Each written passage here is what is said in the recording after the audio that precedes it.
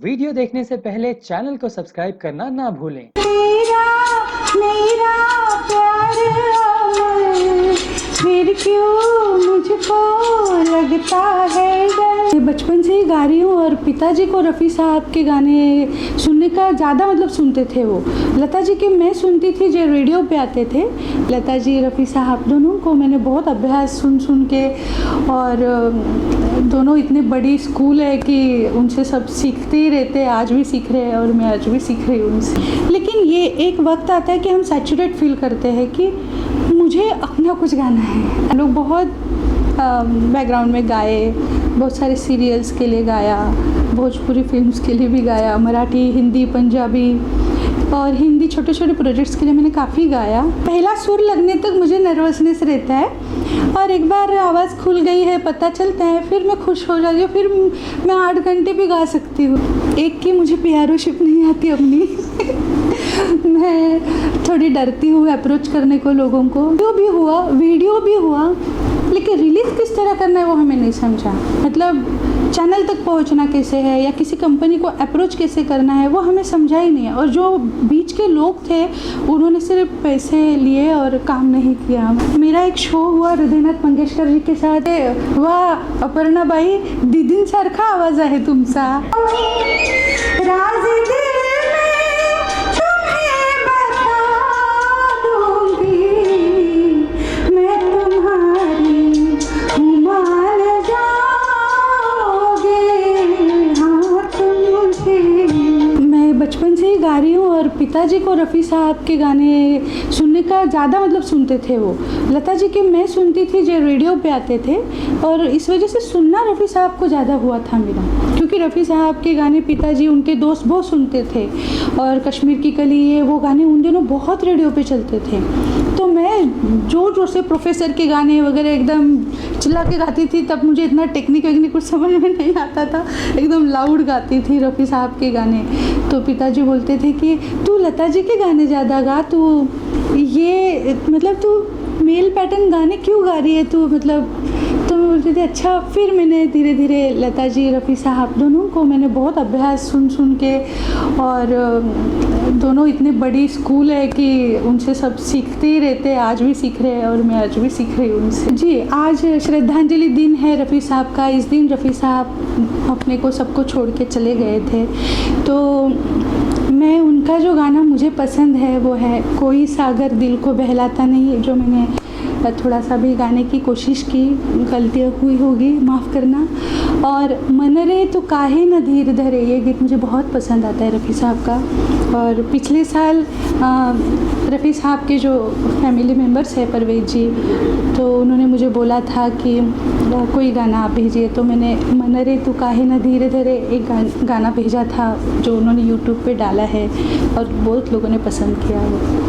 इसके अलावा इन लोगों के अलावा और भी कई गाने अपने गाए, कई सारे गाने गाए। मैंने लता जी रफ़ी साहब इनके गाने गाए, और फिर अपने गाने बहुत साल तक जब मैंने अपना गाती रही लता जी को, क्योंकि जब तक मैं अंधेरी में नहीं आई तब तक मैं अपने ये दोनों गुरुओं को ही फॉलो कर रही थी। लेकिन ये एक वक्त आता है कि हम सैचुरेट फील करते हैं कि मुझे अपना कुछ गाना है। एज ए सिंगर मुझे एक वो अंदर से आने लगा कि मैं इससे मुझे मन तृप्त नहीं हो रहा, अभी मुझे कुछ ऐसा है जो मिसिंग। तो क्या?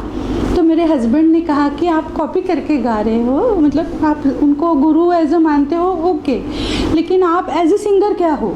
चलो मैं आपको अंधेरी लेके जाता हूँ। जो मेरे पिताजी ने पहले कोशिश भी की थी, 1-2 एल्बम बनाए थे, लेकिन वो हमें प्रॉपरली बाहर निकालना नहीं आया, रिलीज़ करना वगैरह। तो मेरे डैडी को लगा नहीं होगा, अभी मुझे समझ में नहीं आ रहा कैसे करते। तो मेरे हस्बैंड बोले चलो वहाँ चलो और गाओ, जितना गाना है अब गाओ। तो यहाँ आने के बाद मेरे अच्छे फ्रेंड्स बने, शाहिद मालिया वगैरह ये सब मेरे फ्रेंड्स बने। हम लोग बहुत बैकग्राउंड में गाए, बहुत सारे सीरियल्स के लिए गाया, भोजपुरी फिल्म्स के लिए भी गाया, मराठी, हिंदी, पंजाबी और हिंदी छोटे छोटे प्रोजेक्ट्स के लिए मैंने काफ़ी गाया। और तब मुझे समझा कि मुझे ये करना था, और बाद में मैंने खुद थोड़ा थोड़ा कंपोज करना शुरू किया, और कुछ एल्बम मेरे रिलीज़ हुए। पापा तुम्हारी नन्ही परी ये गाना मेरा बहुत अच्छा यूट्यूब पे लोगों ने देखा, लाइक किया है।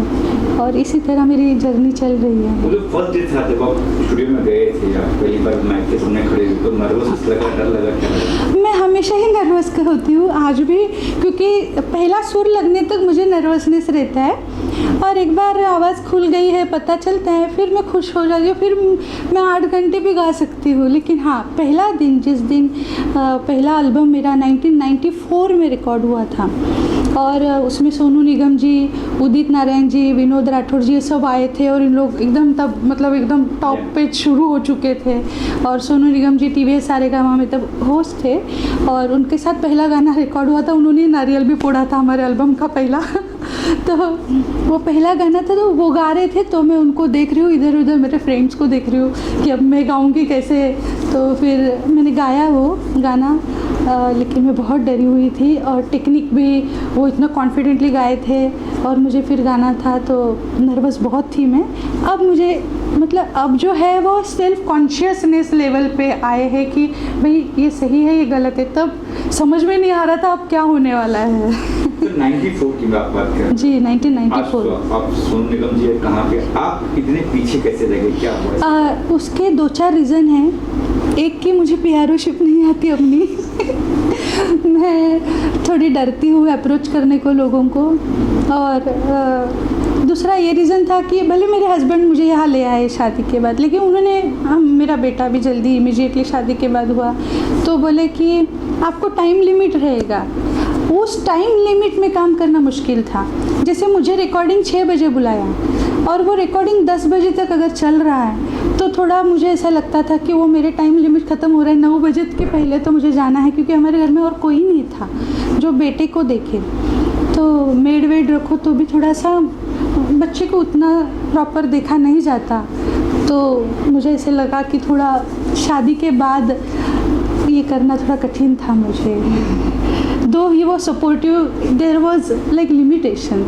तो मैंने अपने आप को जितना पॉसिबल है उतना किया, फिर अपनी कंपनी शुरू की, जो डैडी ने रजिस्टर्ड की थी उसी कंपनी को रिन्यू करके उसी में काम किया, क्योंकि फिर मेरी कंपनी मेरे टाइम में काम हो रहा था तो फिर वो उतना आसान नहीं था। वो दौर तो एल्बम में काफी हिट हो रही थी। करेक्ट। तो आपको कहने नई एल्बम निकाली आपने कभी बात? वो डैडी ने सुंदरी नाम का हमारा एक एल्बम हुआ ही था, प्रॉपर एल्बम, प्रोफेशनल सब हुआ, शूट भी हुआ, और उसमें मैंने जैसे कहा सोनू जी गाए, उदित जी गाए, विनोद राठौर जी गाए, लेकिन ऑडियो भी हुआ, वीडियो भी हुआ, लेकिन रिलीज़ किस तरह करना है वो हमें नहीं समझा। मतलब चैनल तक पहुंचना कैसे है या किसी कंपनी को अप्रोच कैसे करना है वो हमें समझा ही नहीं है। और जो बीच के लोग थे उन्होंने सिर्फ पैसे लिए और काम नहीं किया, मतलब बोला I don't know what ever it is, but ऐसा ही हुआ। नहीं, उस वक्त थीसिस मेरे ख्याल उस वक्त नई थीसिस में कंपनी जस्ट आई थी मेरे ख्याल से। हाँ तभी आई जस्ट आई थी जी। और उससे पहले HMV वगैरह थी जी, HMV थी और वीनस थी और वीनस, HMV और 5-6 और कंपनियाँ थी, कुणाल थी, करेक्ट। तो हम लोग कुणाल को मिले थे, तो एक ने बोला वहाँ नहीं, मैं आपको पेमेंट भी देता हूँ, शूट वूट सब करता हूँ, मैं एक एल्बम ख़रीद लेता हूँ, क्योंकि सोनू जी वगैरह इनके सब नाम थे। तो और ही सेड कि हमारी एग्रीमेंट हुई कि वो हमें 25,000 समथिंग एडवांस देंगे और शुरू करेंगे काम। लेकिन उन्होंने 25 का हमारे साथ एग्रीमेंट करके फिर डैडी से एक्स्ट्रा पैसे कुछ अलग से डिमांड किए कि मैं कंपनी में बात तभी करूँगा जब मुझे बाहर से मिलेंगे। So it was like totally वो डिज़ास्टर हो गया कि उनको हमें समझा ही नहीं। मेरे डैडी भी हम लोग बहुत सिंपल लोग हैं और हमें समझा ही नहीं कि सामने वाला हमें सच क्या बोल रहा है, झूठ क्या बोल रहा है, हम रिलीज़ ही नहीं कर पाए। वो कोशिश नहीं की, ट्राई नहीं की उसके बाद कि फैमिली की वजह से तब ऐसा हुआ। फिर मैं एज अ सिंगर, मेरा एक शो हुआ हृदयनाथ मंगेशकर जी के साथ, मैंने बैठ के जब शिवाजी मंदिर में एक शो में गाया तो वो बोले कि अपर्णा ये आपके पिताजी आपको एक एल्बम के लिए सपोर्ट कर सकते हैं, 2 एल्बम के लिए कर सकते हैं, बट एज अ सिंगर ये आपकी जर्नी है, तो आप रियाज़ करो, आप अप्रोच करो लोगों को। तो उल्लासनगर में हम तब रहते थे, तो पिताजी थोड़े स्ट्रिक्ट थे, वो अकेले नहीं जाने देते थे कहीं, तो मुश्किल था। मतलब डैडी के साइड भी ये था कि रूल्स एंड रेगुलेशन थे, आफ्टर मैरिज भी रूल्स एंड रेगुलेशन थे। तो मेरा गाना सरस्वती माँ की कृपा से चल रहा है। जैसे आपने कहा कि मंगेशकर जी के साथ आपने स्टेज शो किया, जब उन्होंने सुना उनका क्या रिएक्शन था कि दीदी तो वो बोले वाह अपर्णाबाई दीदींसारखा आवाज आहे तुमचा, छान गाता। और बाद में वही बोले कि अभी आपकी जर्नी शुरू हो गई है, आप इसमें रियाज करो, आगे बढ़ो। बाद में मैं बहुत आई लोगों को मिली, लेकिन सच यही बात थी कि मैं अप्रोच ठीक से नहीं कर पाती थी। और मैं इस पे कोई ऐसा वाक्य है कि किसी ने कुछ कहा हो कि लता दीदी के बारे में कि आपको कभी सब स्टेज पे हाँ किसी ने कुछ कहा हो कि यार ये दीदी की है वो बहुत लोग मुझे कहते हैं, इंडस्ट्री में बहुत सारे लोग मुझे जानते हैं और लोगों को लगता है कि मैं आवाज़ बना के बोल रही हूँ। लेकिन क्या हुआ है कि मैंने बहुत ज़्यादा गा लिया, लता जी को ज़्यादा गा लिया, मतलब अंदर ले इतना गाया मैंने, इतने साल अब होने को आया और इतना गा लिया कि वो नेचुरल हो रहा है। कल मेरा भाई भी मुझे बोला तू नकली बात करना कब बंद करेगी? तो मैंने बोला प्रसाद मुझे सचमुच नहीं मालूम मैं नकली बोल रही हूँ कि असली। मैं कॉपी नहीं कर रही हूँ, क्योंकि कॉपी मैं शायद बचपन में करती थी, लेकिन स्पीच थेरेपी सीखी मैंने, जिसके बाद भी मैं ऐसे ही बोल रही हूँ। मतलब स्पीच थेरेपी के बाद एक टेक्निक है जो एब्डोमिनल ब्रीदिंग, एब्डोमिनल सिंगिंग, ये सब प्रोजेक्शन मैंने प्रॉपर सीखा, तो उसके बाद भी यही आ रहा है। तो ये मेरा नेचुरल है ऐसा मुझे लग रहा है, क्योंकि कुछ लोगों को लगता है मैं नकली कर रही हूँ, बहुत लोगों को झूठा लग रहा है मेरा, लेकिन कुछ समझदार लोगों को लगता है कि नहीं ये है, ऐसा ही है करके। तो जब घर पे रहती हो तो दीदी का कौन सा गाना अक्सर आप गुनगुनाती रहती हो? दीदी का ऐसा कोई गाना होगा कि अक्सर बस जब भी किचन में हो, यहाँ हो वहाँ हो, हॉल में बैठे हो, बस वो गाना गुनगुना आया हमें? पहले ऐसा था कि कुछ फिक्स गाने में ज़्यादा गाती थी, लेकिन अभी जो भी शो के लिए वगैरह प्लानिंग होता है तो वो प्रिपरेशन हो जाता है, तो उन्हीं गानों में मैं अपने आप को फिर बिज़ी हो जाती हूँ। तो लता जी का तो हर गाना ही मुझे बहुत बहुत ही स्पेशल लगता है। और पहले मैं गाती थी लता जी का जो अरे अब मेरा दिल पुकारा, ये एक्चुअली सचमुच में बहुत दिल से गाती थी बचपन में। वो जो आलाप है उनका वो मुझे बहुत अच्छा लगता था। वो जैसे कुछ काम कर रहे वो होने तक होल्ड करना है, तो उतने में वही गाती थी मैं। तो आजा रे अब मेरा दिल पुकारा का वो आलाप जो है वो मुझे अच्छा लगता था, वो मैं बार बार गाती थी। और उन दिनों की जो आवाज़ है ना लता जी की, वो गाने मुझे उस वक्त उस एज में बहुत मैच होते थे, तो वो मैं बहुत उस वोकल में एंजॉय करती थी।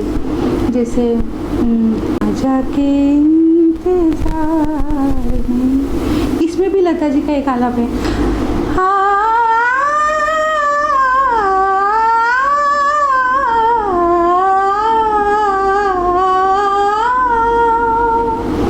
तो ये कुछ आलाप वाले जो गाने थे लता जी के वो मुझे ज़्यादा अच्छे लगते थे। और आज भी मुझे ऐसा लगता है कि वो जो गाने हैं बैजू बावरा के गाने हैं या वो चुप रहे तो मेरे दिल के दाग जलते हैं, ये सब जो गाने थे ना वो मुझे बहुत ही अच्छे लगते थे। तो वो तब मैं बहुत ज़्यादा ये प्रिपेयर करके गाया करती थी। बेटा ही अब मुझे संभालने की एज का हो गया है, तो वो बोलता है अब तो कुछ कर, अब तो कुछ कर, कि हम कॉपी कर रहे हैं। जब अपना गाने की बारी आती है और तब हमें प्रूव करना आना चाहिए, वो नहीं कर पाते सब लोग, हार्डली एक आधा सिंगर कर पाता है। सब गा रहे हैं, मैंने तो ये ड्रीम ही छोड़ दिया कि मैं सिंगर हूँ बताने को, मुझे अभी शर्म आने लगी है, क्योंकि सिंगर सब हो गए हैं। जिन्होंने 6 महीने या 3 महीने सीखा है ना, उनको भी लगता है हमको सब आता है ना। बहुत ज़रूरी है, एक सही कोई सीखता नहीं कंपटीशन में, उन्होंने इतना ही समझना है सब ने कि हम आनंद लेने के लिए, इंजॉय के लिए आए हैं, सुख, संगीत का सुख के लिए आए हैं कंपटीशन में। किसी भी ये हमारा करियर होगा इसकी सबको गारंटी नहीं होनी चाहिए।